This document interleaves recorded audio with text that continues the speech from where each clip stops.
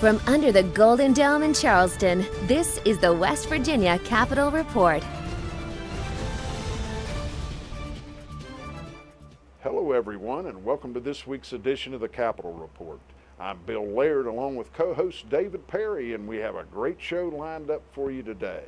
David, the 2019 regular session of the West Virginia Legislature got underway at 7 p.m. on January 9th when Governor Jim Justice delivered his annual State of the State address to a joint meeting of the Senate and House of Delegates in the House chambers. As you know, the State of the State enables the governor to outline his budget and program priorities for the upcoming session. I know you were present in the chamber and had the opportunity to attend and hear the State of the State address. Let's start with some of your impressions about what the governor had to say. Bill, I think that Governor Justice took this opportunity to highlight some of the progress that has been made during the first 2 years of his term as our governor. Clearly, with the growth of the natural gas industry in West Virginia and improvements in severance tax collections, the overall financial condition of the state government has improved in the last 2 years. With increased employment resulting from our passage of the Roads to Prosperity Amendment, there was good reason to be optimistic about the economic future of West Virginia. Yes, I agree. With increased revenue collections during the current fiscal year, we have generated what some say is the largest revenue surplus in the history of our state. Of course, there's some concern about whether this revenue will be sustainable over time, but at least for the time being, this particular legislature will perhaps have the luxury of determining how best to spend this surplus revenue for the continued advancement of our state. From his speech, David, what do you anticipate as being the governor's priorities during the upcoming legislative session? Well, Bill, it is clear that improvements in our public education system is front and center in the governor's legislative priorities.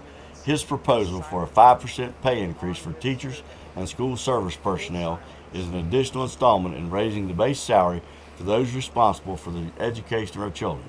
His proposal for allowing teachers to bank or accrue unused sick leave benefits is a wise way in which to reduce absenteeism among teachers and growing costs associated with the use of substitute teachers throughout the state. For the benefit of our teachers, the appropriation of an additional $150 million to PEIA health insurance program will allow us to stabilize PAA until a more permanent funding fix can be found. Clearly, the governor recognizes that strengthening our public school system is important to the future of our state. I would agree, David, and from his State of the State address, it appears to me that public education will be the governor's #1 priority during the upcoming session. As we all know, the regular session last year was dominated by the real activism among teachers throughout West Virginia in bringing attention and action to teachers and public school needs. The teacher work stoppage ultimately resulted in a 5% pay increase and efforts to fix the PEIA funding problem.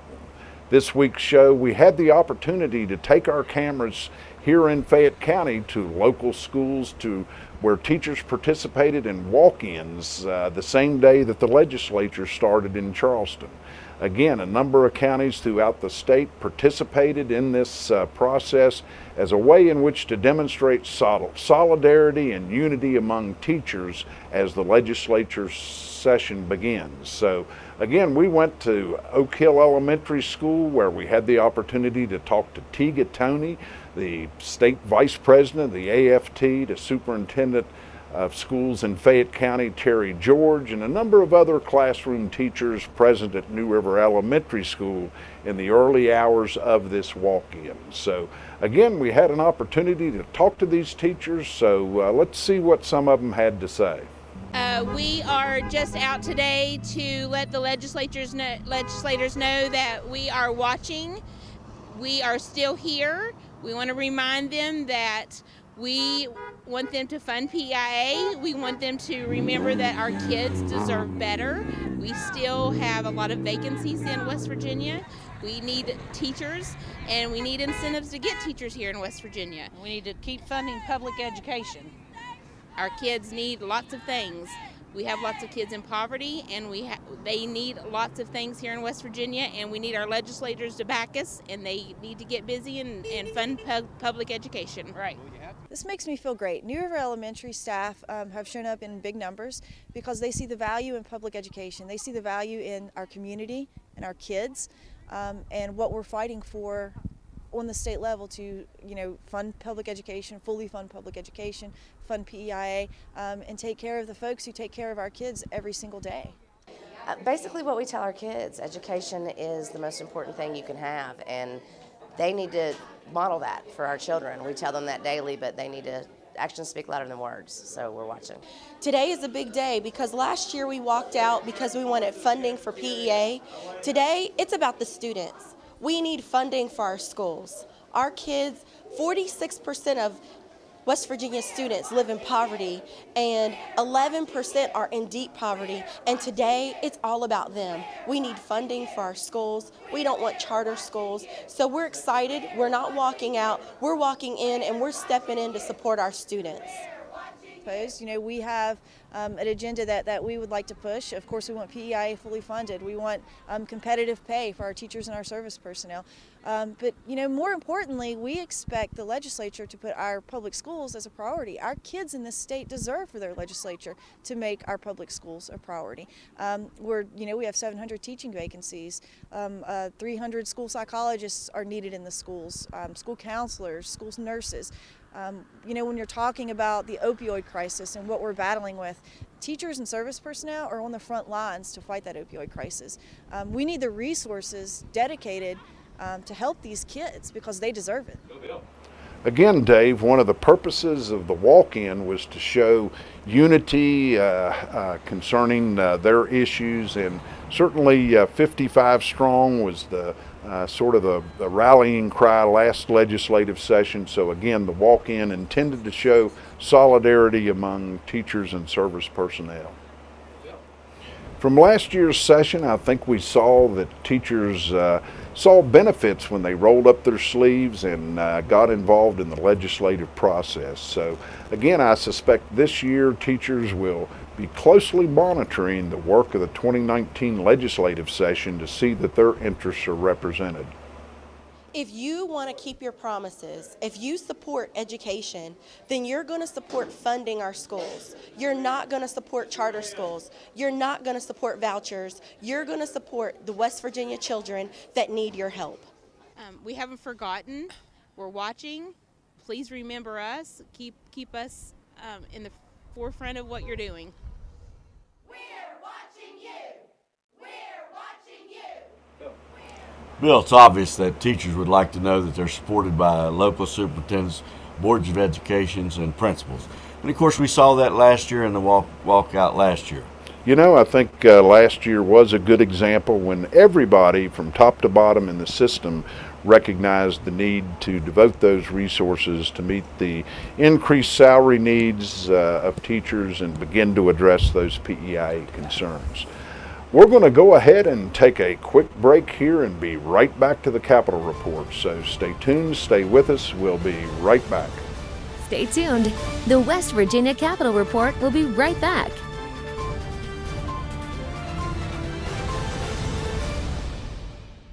The West Virginia Capitol Report is brought to you by the AFL-CIO of West Virginia, Cucumber & Company, online at cucumberandcompany.com, and Mark Hunt & Associates, toll free at 800-554-1280. From under the Golden Dome in Charleston, this is the West Virginia Capitol Report.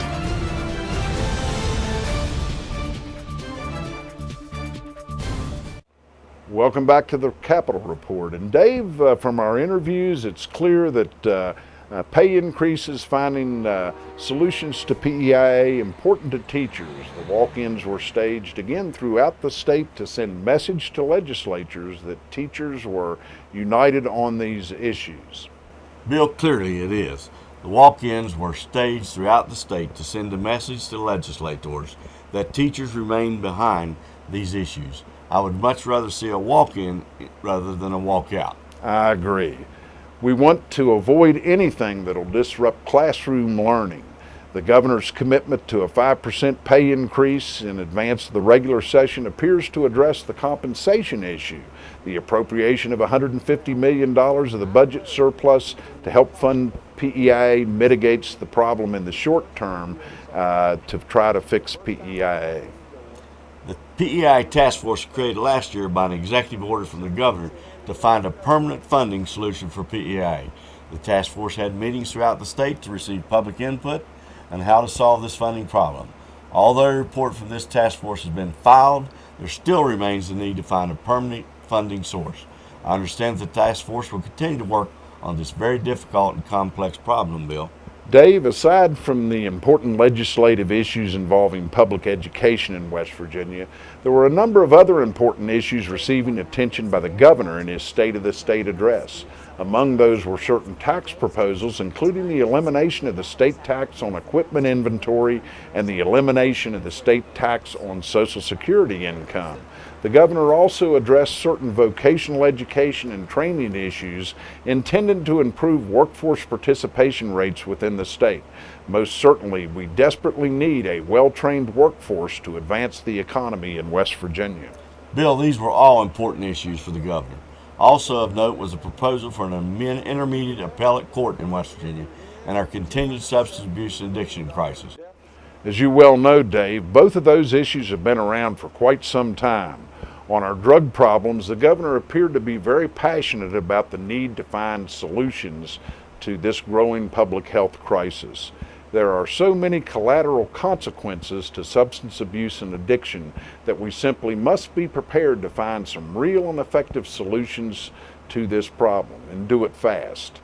It's the impact and effect on our healthcare costs, the service delivery programs, and our workforce participation rates throughout the state are real problems. We'll watch this real closely during the upcoming regular session of the West Virginia Legislature. Well said, Bill. Until we solve these problems, a lot of our other efforts won't really matter. We would like to remind our viewers that we intend to devote program focus in the next 60 days following the work of the West Virginia Legislature on a number of issues affecting the lives of the citizens of the state of West Virginia. We're going to go ahead and take a quick break here and be right back to the Capitol Report. So stay tuned, stay with us. We'll be right back. Stay tuned. The West Virginia Capitol Report will be right back.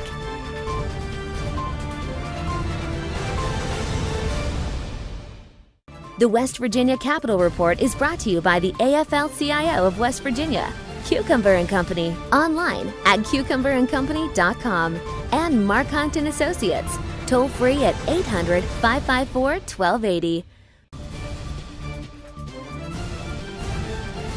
From under the Golden Dome in Charleston, this is the West Virginia Capitol Report.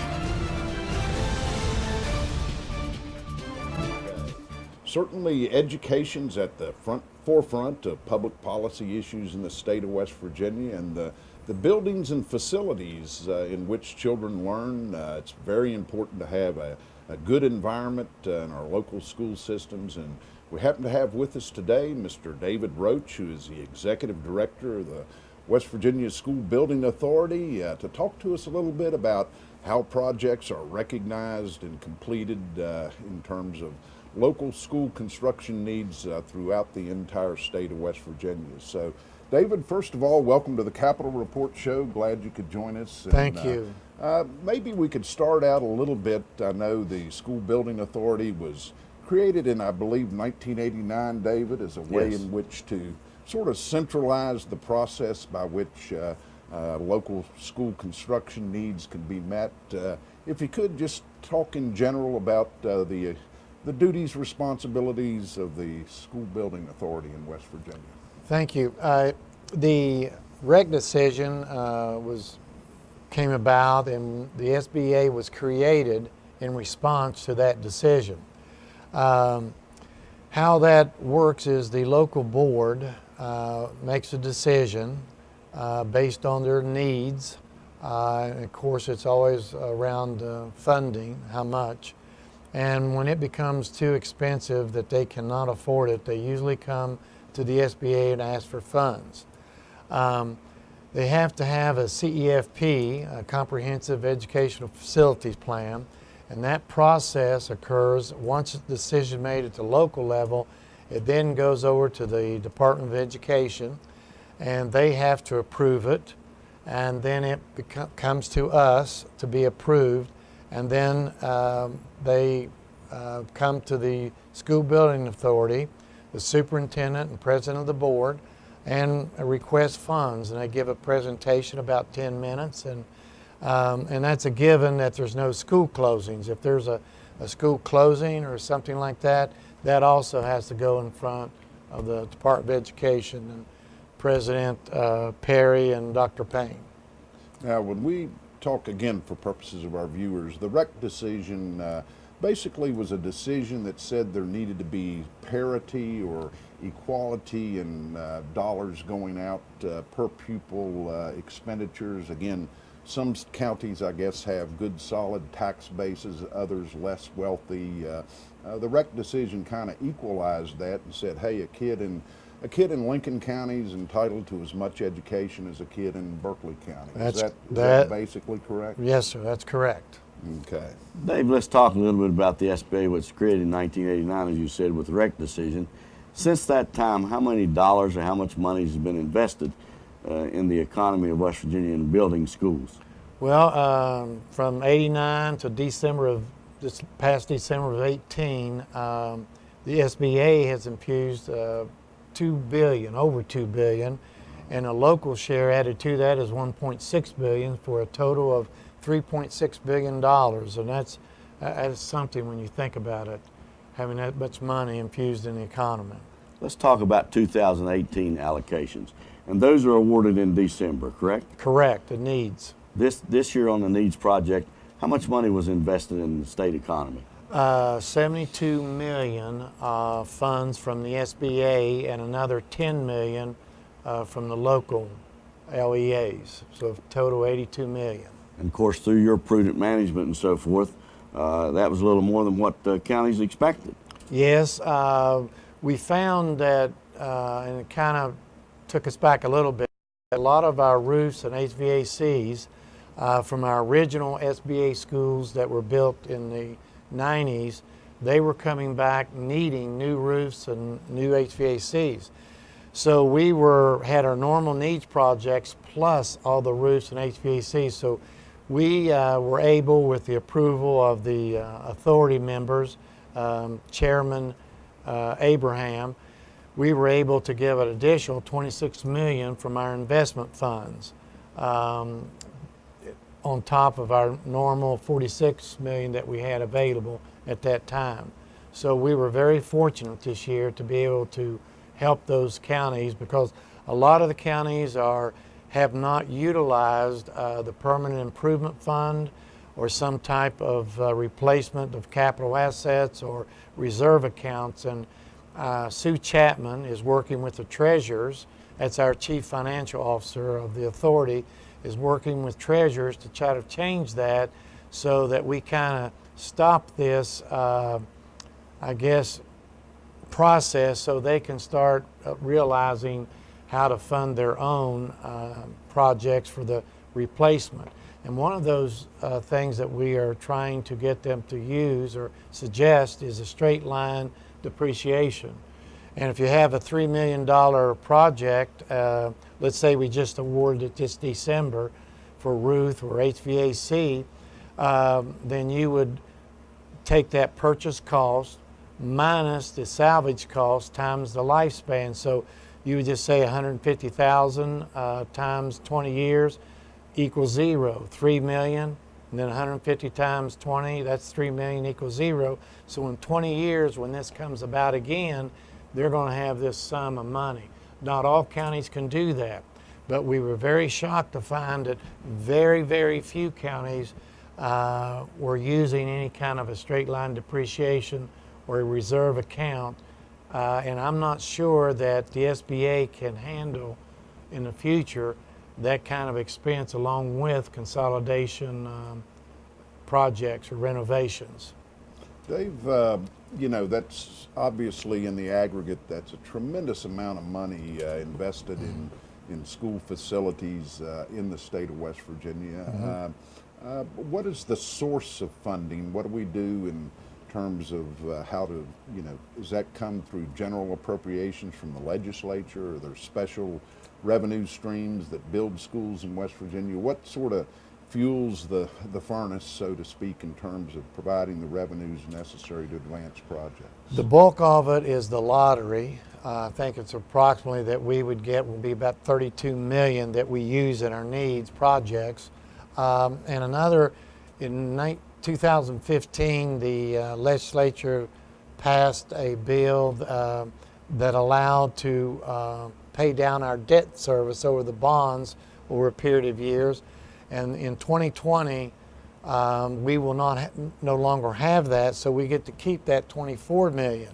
So if you add the 24 and the 32 million, starting in 2020, we'll have 56 million per year without any bonds sold.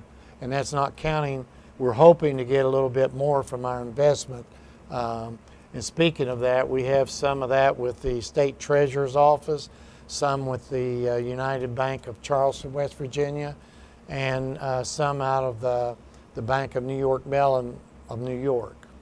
And one term I hear in government a good bit is I'd like to create funding scenarios where everybody has skin in the game. And as far as the responsibilities of local boards of education, obviously our county school system in West Virginia is based on local governance at the county level, but what is the expectation of the SBA in terms of local matching monies that are included as part of the formulas necessary to construct schools? Most of the counties try to come up with at least 25% of their cost for the total project. Counties that's less fortunate have less fortunate tax base, then they would give less.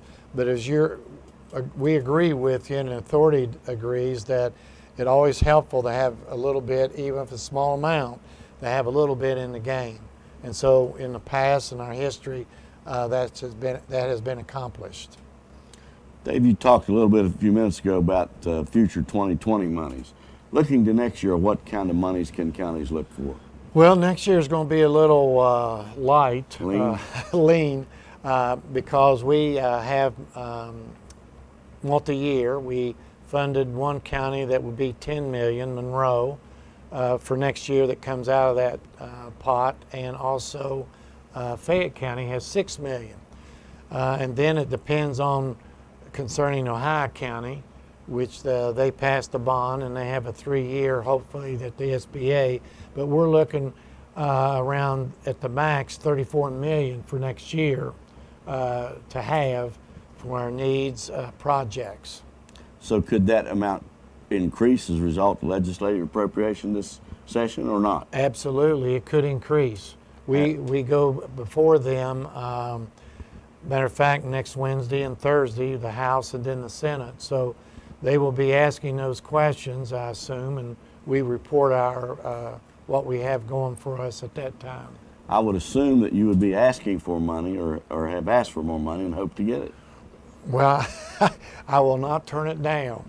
Okay. I will always support the governor's budget, but if they would want to give us more, then we would welcome that. Yes, sir. Dave, maybe a different type of question, but I'll have you put on your former superintendent hat here to answer this. Generally, how important are school facilities, sort of the environment that you create where children come to school to learn? There's some people that perhaps tend to think the facilities aren't that important, that as long as you have a good teacher and motivated students, that learning will occur. But in general, what's been your experience? I guess you need adequate, safe, reliable, comfortable facilities in order to maximize the opportunity for children to learn and continue to advance educationally. Has that been your experience? Absolutely. That it's all the research will say that, and our own experience of being in the classroom when it's not in that way is very trying. It's very difficult with the mold and the allergies that's prevalent among our students. You must have a very safe and inviting school and free of all the pollen that is about, the mold. So I think Is there no question? The research just overwhelmingly supports that. Absolutely.